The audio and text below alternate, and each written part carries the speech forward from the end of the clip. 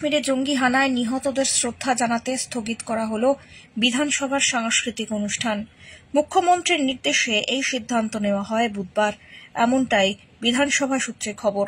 বিধানসভার platinum jubilee হলে West Bengal legislative staff recreation ক্লাবের এই সাংস্কৃতিক অনুষ্ঠানটি হওয়ার কথা ছিল। বুধবার নির্ধারিত সময়ে প্রেক্ষাগৃহে নিহতদের স্মরণে নীরবতা পালন করে অনুষ্ঠান স্থগিত করার কথা ঘোষণা করা হয়।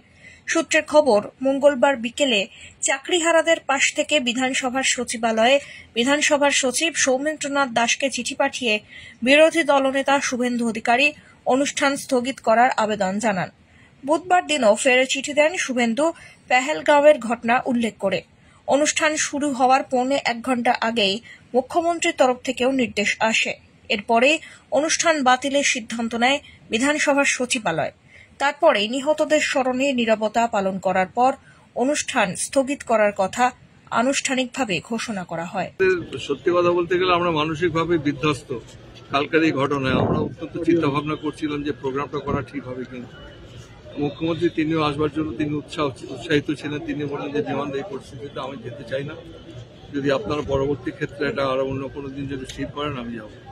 তারপরে আমরা সিদ্ধান্ত নিয়েছি যখন মুখ্যমন্ত্রী নিজে চাইছেন আমাদের অনুষ্ঠানে আসতে, এটাকে স্থগিত করে দেওয়া উচিত। সেই অনুযায়ী আমরা এটা স্থগিত করে দিয়েছি। আর সত্যি কথা বলতে গেলে গতকালের ঘটনায় আমরা এত বেশি কষ্ট পেয়েছি, প্রত্যেকটা ভারতবাসী তারা এত বেশি ব্যথিত।